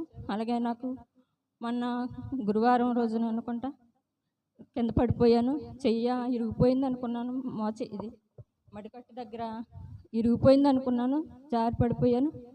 దేవుడు ఇరగకుండా నన్ను స్వస్థపరిచిన సాక్ష్యం చెప్తాను అనుకున్నాను, కానీ ఇందాక నుంచి టెన్షన్ పడుతున్నాను. ఇరిగిపోయిందో మరి మా ఆయనగారు వచ్చారట, అవన్నీ ఏడ్చేసానండి. దేవుడు నన్ను ఎంతగానో కాపాడాడు. దేవునికి వందనాలు చెప్తూ ఇసిన సాక్ష్యాన్ని దీవించిన గాక. అంజలి గారు, రాష్ట్రపతి గారు, వారి కుటుంబంలో దేవుడు చేసిన సాక్ష్యం ఇలాగా. ప్రియులరా, దీపము స్తంభం మీద పెట్టినట్లుగానే వారి సాక్ష్యాన్ని తెలియపరిచారు. దేవుడు చేసిన ఉపకారాలు. రాష్ట్రపతి గారికి ఎన్నోసార్లు బలహీనతలు వచ్చినప్పుడు, చెయ్యి ఎరిగినప్పుడు దేవుడు ముట్టి స్వస్థపరిచారు. అటుగా రజిత విషయంలో దేవుడు ముట్టి స్వస్థపరిచారు. భువన స్వీటీ విషయంలో దేవుడు సహాయం చేశారు. అటుగానే ప్రియులారా, అంజలి గారు గొప్ప ప్రమాదము నుండి చెయ్య ఇరిగిపోయిందేమో అనుకున్న పరిస్థితి నుండి దేవుడు కాపాడి రక్షించారు. దేవుడు తప్పించినందుకై దేవుని సమాజం ఎదుట, ప్రజలందరూ ఎదుట సాక్ష్యం తెలియపరిచారు. వారిని దేవుడు దీవించును గాక. ఆమేన్. దేవుడు స్వస్థపరిచి ఇటువంటి ఆపద నుండి దేవుడు తప్పించి ఘనమైన కార్యాలు దేవుడు జరిగించును గాక. ఆమేన్. ప్రియులారా, మనం కార్యక్రమం ముగించుకుంటున్నాం. ఈ వారంలో మంగళవారం రాత్రికి పొనుగుపట్టి సూర్యప్రకాష్ గారు మొడుగొట్టుని వారి ఇంటికాడ వారు ప్రార్థన కూడిక ఏర్పాటు చేసుకున్నారు. మంగళవారం రాత్రి ప్రియులారు గమనించండి, పొనుగుపాటి సూర్యప్రకాష్ గారు, హేమలత గారు వారికి ఇచ్చిన దేవుడు బిడ్డలను బట్టి, కుటుంబాన్ని బట్టి, దేవుడు చేసిన ఉపకారాలు బట్టి ఎప్పటి నుండో ప్రార్థన పెట్టుకోవాలనుకుంటున్నారు. పిల్లలు ప్రోత్సాహం, వారి ప్రోత్సాహాన్ని బట్టి వాళ్ళ అమ్మగారు నాన్నగారు పెళ్లి రోజు సందర్భంగా వారి ఇంటికాడ ప్రార్థన పెట్టుకుంటున్నారు. అమ్మా నాన్న నేను ఉన్నాం అని పిల్లలు మమ్మల్ని ఇంత పెద్ద చేసి అభివృద్ధి చేసిన మా తండ్రి గారిని గౌరవిస్తూ దేవుని మహిమపరుస్తూ ఆ రోజు కూడికి ఏర్పాటు చేసుకుంటున్నారండి. కాబట్టి మంగళవారం 7:30కి 7 గంటలకల్లా ప్రార్థన ప్రారంభిస్తాం. అక్కడే ప్రేమ విందు కుటుంబాలతో వచ్చి విందులో పాలు పంపులు పొందాలని మనవి చేస్తాను. సంఘం అంతటికి విందు కార్యక్రమం ఉంటూ ఉందండి. మంగళవారం రాత్రి సిద్ధపడి రావాలని మీకు మనవి చేస్తూ ఉన్నాను. అదే రోజు మంగళవారం ఉదయం 10 గంటలకి అండి పమ్మి కిషోర్ గారు వారు నూతనంగా కట్టుకున్న ఇంటిలో అనగా సైట్లో ఇల్లుంది. గతసారి ప్రార్థన పెట్టాం. అదే స్థలంలో మంగళవారం ఉదయం 10 గంటలకు ప్రార్థన కూడిక ఉంటుంది. కాబట్టి అందరూ కూడా సిద్ధపడి రావాలని మనం చేస్తూ ఉన్నాను. కాల పరిస్థితిని బట్టి మీతో తెలియపరుస్తున్నది ఏంటంటే, వ్యక్తిగతంగా మీరు కూడా చెప్పుకోవాలి. ప్రార్థన ఆంటీ, ప్రార్థన అంకుల్, ప్రార్థన అని మీరు చెప్పుకోవాలి. అలా కూడా చెప్పుకున్న దాన్ని బట్టి కొంతమంది రావటానికి అనుకూలత ఉంటుంది. బైబిల్లో రాయబడింది, కొర్నేలి వారి ఇంటికాడ ప్రార్థన ఏర్పాటు చేసుకుని అనేక మందిని పిలుచుకున్నాడు. అలా పిలుచుకుంటారు ప్రయత్నం చేయాలని మనం చేస్తూ ఉన్నాం. దేవునికి స్తోత్రం. మంగళవారం సాయంకాలం 7 గంటలకు ప్రార్థన కూడిక, అక్కడే ప్రేమ విందు కుటుంబాలతో అందరూ కూడా సిద్ధపడి రండి.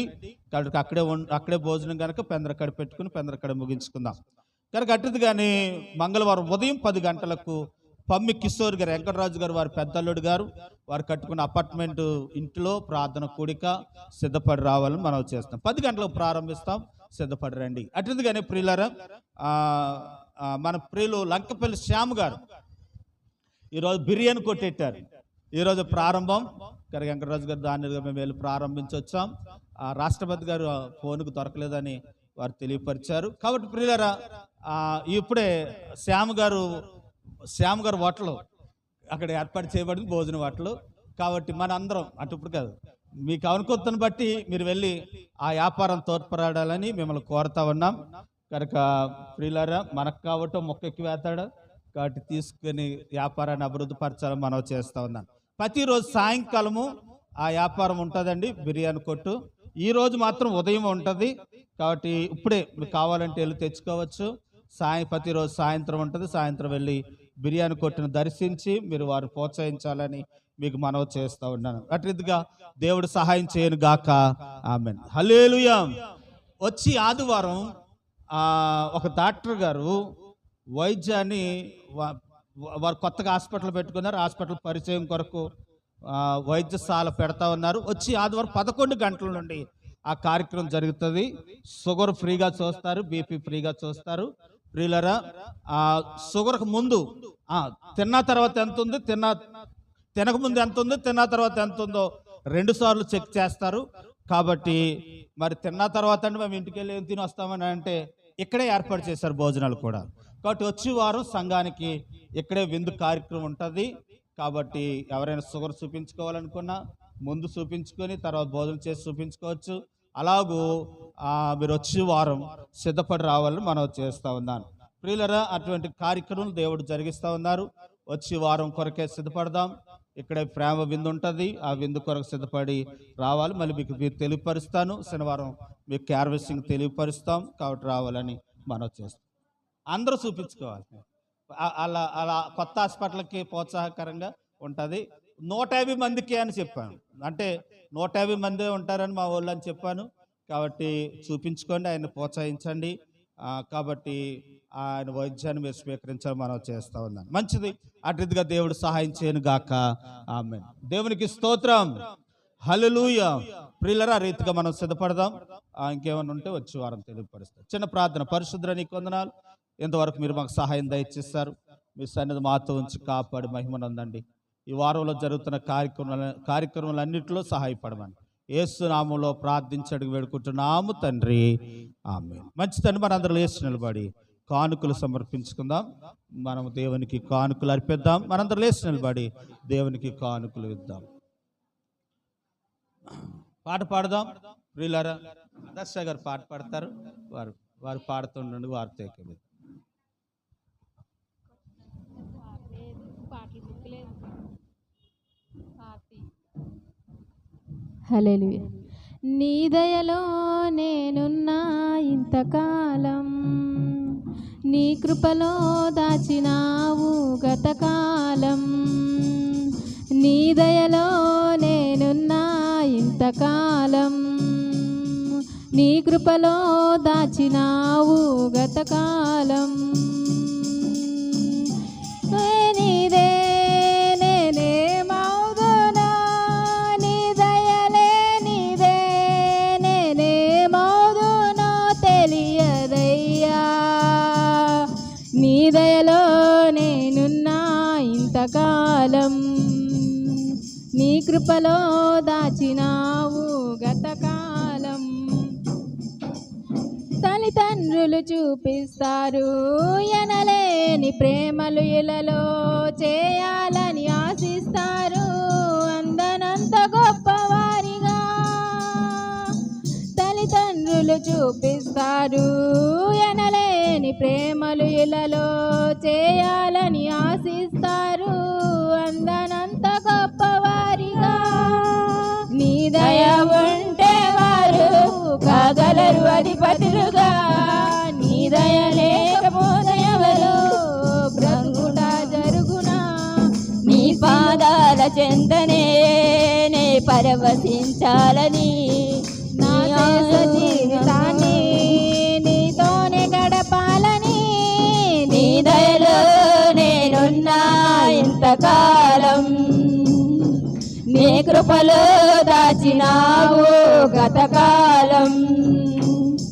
నీ దయలో నేనున్నా ఇంతకాలం. నేల రాలిన ప్రాణాన్ని లేపి నన్ను నిలిపావు, అపవాది గోరలను అంటగుండ దాచావు. నేల రాలిన ప్రాణాన్ని లేపి నన్ను నిలిపావు, అపవాది కోరలకు అంటకుండా దాచావు. నీ రెక్కల నీడలే నాకాశ్రయ దుర్గము, ఏ కీడు నా దరికి రాకుండా నీ కృపను తోడుంచుము. నీ పాదాల చెంతనే నే పరవశించాలని, నాయున్నంత వరకు నీ ప్రేమ పొందాలని. నీ దయలో నేనున్నా ఇంతకాలం, నీ కృపలో దాచినావు గతకాలం. నీ దయలో నేనున్నా ఇంతకాలం, నీ కృపలో దాచినావు గతకాలం. నీ దయలే నీదే నేనే మౌదునా, నీ దయలే నీదే నేనే మౌదునా తెలియదయ్యా. నీ దయలో నేనున్నా ఇంతకాలం, నీ కృపలో దాచినావు గతకాలం. హల్లెలూయా.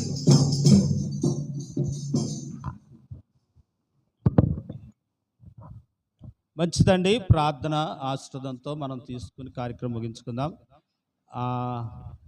మరి ఎక్కడైనా ప్రార్థన పెట్టినప్పుడు కదా మైకులు లైట్లు అవి పని ఉంటుందండి.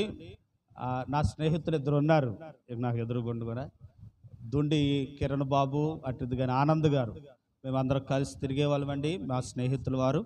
కాబట్టి నా చరిత్ర అలా తెలుసు, వాళ్ళ చరిత్ర నాకు తెలుసు. ఎన్ని కాయలు కోసామో ఎన్ని పిట్టలు కొట్టామో మాకు తెలుసు. కాబట్టి వారు దేవుని సేవలోకి రావటం చాలా, దేవుని మందిరానికి రావటం చాలా సంతోషం. కిరణ్ బాబుని నేను ఒక మాట అడుగుతున్నాను, ఏంటంటే లైటింగ్ వర్క్ నేను ఆయన దగ్గరే నేర్చుకున్నాను, ఫుల్ వర్క్ వచ్చు. కాబట్టి ఎక్కడైనా మైక్ కట్టవలసి వచ్చినప్పుడు కదా లైట్ లాగవలసి వచ్చినప్పుడు కిరణ్ బాబుకి సాయం చేయాలని వాని ప్రేమతో కోరుతా ఉన్నాం. అలా చేయటం వల్ల దేవుడు మిమ్మల్ని దీవిస్తాడు. కాబట్టి అటు రీతిగా దేవుడు సహాయం చేయను గాక. ఆమేన్. ప్రార్థన చేసుకుందామండి, తలలు వంచండి, ప్రార్థన చేసుకుందాం. ఆశీర్వాదంతో ఈ కార్యక్రమం ముగించుకుందాం. మమ్మల్ని మిక్కిలుగా ప్రేమించిన మా పరలోకమందున్న మా తండ్రి, కృప కలిగిన మా ప్రభువా, స్తోత్రార్హుడా, సకల ఆశ్రదమునకు కారణభూతుడైన మా యేసయ్య మీకు వందనాలు. మీరు మమ్మలను ప్రేమించి కాపాడి రక్షించి మరొక దినం మీ ఆవరణలో చేరి మిమ్మల్ని స్తుతించి గణపరిచే భాగ్యం మీరు మాకు అనుగ్రహించారు. మీరు చూపిన ఉపకారానికే, మీరు చేసిన మేలులకే మీకు వందనాలు. ఎల్లకాలము ప్రతి విషయముకై కృతజ్ఞత గలవారమై మీకు నైనా మహిమ తెచ్చేవారిగా, మంచిగా మీలో సాగేవారిగా, ఎదిగి ఫలించి అభివృద్ధి చెందే వాక్యాన్ని దయచేయండి అయ్యా. ఈరోజు నీ మందిరాన్ని ఆవరణలోకి వచ్చి ప్రార్థించి మీ దీవెన ఆశీర్వాదాలు పట్టుకుని వెళుతున్న బిడ్డలను మీరు ఆశీర్వదించండి. ఒక దినం మీ సన్నిధిలో గడిపితే 1000 దినములంతా ఆశీర్వాదమన్నారు. అట్టి ఆశీర్వాదాన్ని బిడ్డలకు అనుగ్రహించమని వేడుకుంటున్నాను. ప్రభానైనా నేను ప్రభు ఇంతవరకు పాటల్లో, వాక్యంలో, ఆరాధనలో, సాక్ష్యాలలో, కానుకలు పట్టుకుంటలో సహాయపడ్డారు. వారమంతా కష్టపడి తెచ్చిన కానుకలు బట్టి మీకు వందనాలు. దీవించండి. నెల నెల ప్రభా వారు కష్ట జీతంలో నుండి అయా నీకు ఇస్తూ ఉంటున్న దశం భాగాలు బట్టి మీకు వందనాలు అయా. తీస్తున్న దానికే 100 రెట్టు ప్రతిఫలాలు బిడ్డలకు దయచేయండి. రావాల్సిన ఆశీర్వాదాలు బిడ్డలకు అనుగ్రహించండి. వారి కార్యక్రమాలన్నింటిలో మీరు సఫలతను దయచేయమని వేడుకుంటున్నాను.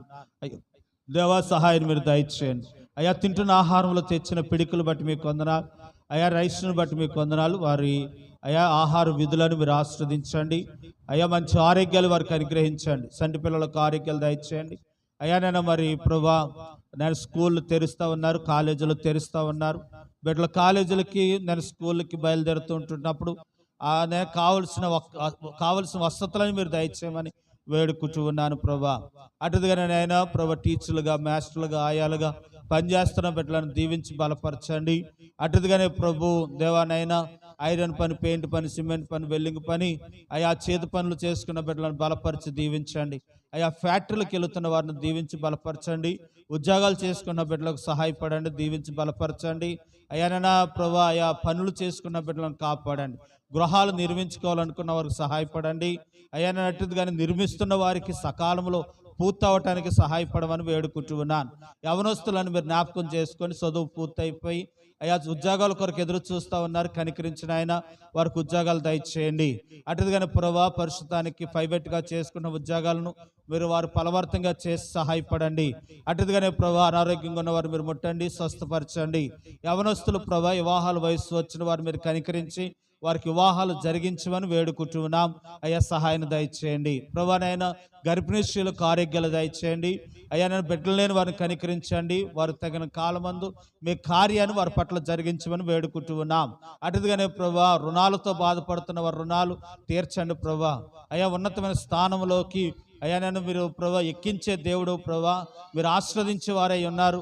అలాగే బిడ్డలను ఆస్వాదించి బలపరిచి మహిమనొందమని ప్రార్థన చేస్తూ మమ్మల్ని అందరూ మీ చేతికాపు చెప్పుకుంటూ అయ్యా నేను మరలా మేమందరం కలుసుకునే వరకు మీ సన్నిధి మాతో ఉంచండి. నేను ప్రభా మీరే సహాయపడమని ప్రార్థన చేస్తూ మమ్మల్ని దీవించండి అయ్యా. నేను మేలుతో ప్రభా సహాయపడండి, మేలుతో నింపండి. చెప్పిన సాక్ష్యాన్ని బట్టి మీకు వందనాలు అయ్యా. దీవించి బలపరచండి ప్రభా అయ్యా. నేను ప్రభు రాష్ట్రపతి గారు అంజలి గారు వారి కుటుంబంలో చేసిన ఉపకారాలు బట్టి మీకు వందనాలు. వారి సాక్ష్యాన్ని బట్టి వారికి రావాల్సిన దీవెన ఆశీర్వాదాలు మెండుగా నిండుగా దయచేయండి. ఈరోజు చాలా మంది రాలేకపోయారు. మళ్ళీ మేమందరం కలుసుకుని మిమ్మల్ని స్తుతించే భాగ్యం దయచేసి మహిమనొందమని ప్రార్థన చేస్తూ మమ్మల్ని మీ చేతికాపు చెప్పుకుంటూ యేసు ప్రభువారి పేరట అడిగి వేడుకుంటున్నాము తండ్రి, ఆమేన్. మన తండ్రి అయిన దేవుని ప్రేమయు, కుమారుడినే యేసుక్రీస్తు వారి కృపయు, పరిశుద్ధాత్మని ఆ సహవాసము, కాపుదల, దీవెన, ఆశీర్వాదాలు ఎప్పుడును ఎల్లప్పుడును ప్రభు వచ్చే వరకు సదాకాలం కూడి వచ్చిన మనందరికీ నిత్యము తోడైండి, కాపాడి, దీవించి నడిపింప చేయును గాక. ఆమేన్, ఆమేన్. అంటే అందరికి వందనాలు. మంగళవారం ఉదయం సాయంత్రం కలుద్దాం కాబట్టి సిద్ధపడి రండి.